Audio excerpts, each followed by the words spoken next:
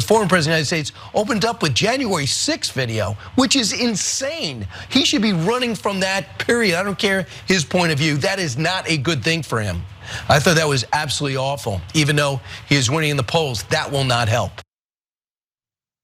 I mean, to have Brian Kilmeade of Fox and Friends come out and say that is pretty different. And believe it or not, Brian is making sense there. A broke clock can be right twice a day, as my grandmother used to say. It was awful, and it definitely continues to be an awful day in this country's history. Trump and his cronies continue to gloss over domestic terrorism. Remember this from Friday? House Republicans toured DC jail where January 6 defendants held. They acting like they just got an epiphany that the jail system and the prison system in this country is somehow wrong and not truly rehabilitating people and treating people in humane ways. They just got a clue because it's January 6 folks in there. That's interesting. In defending these attackers, Trump and his base will only inspire them again and again to continue to rise up and to go back.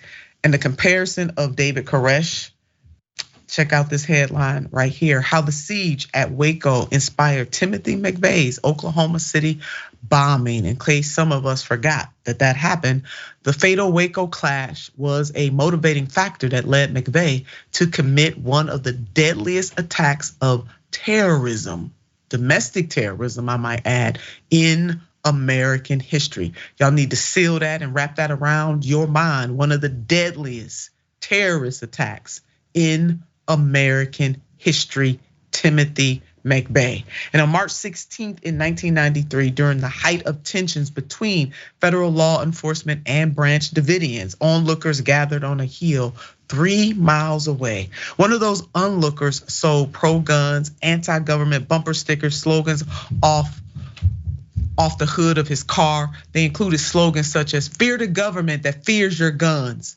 When guns are outlawed, I will become an outlaw." And "A man with a gun is a citizen. A man without a gun is a subject." This is a mentality here, America. This is a mentality, and we must be keenly aware of it. His name was, you guessed it, Timothy McVeigh.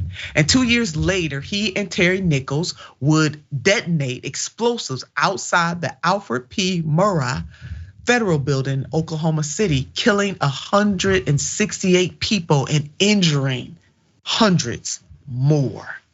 We saw what Trump inspired on January the 6th.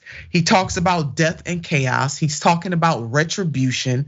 What we are seeing is the ramping up of the energy for him and his cult. We do have to take this very, very seriously.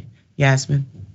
Yeah, this will never go away until it's appropriately dealt with. We've seen that. And that includes holding the appropriate parties responsible and acknowledging the damage that it's inflicted on our nation publicly. It means talking about what happened on January 6th and how much worse it could have been, what they were trying to do. It means having decent people and sensible people in our Congress who, for once, put their country and its people over their own party and their own pockets.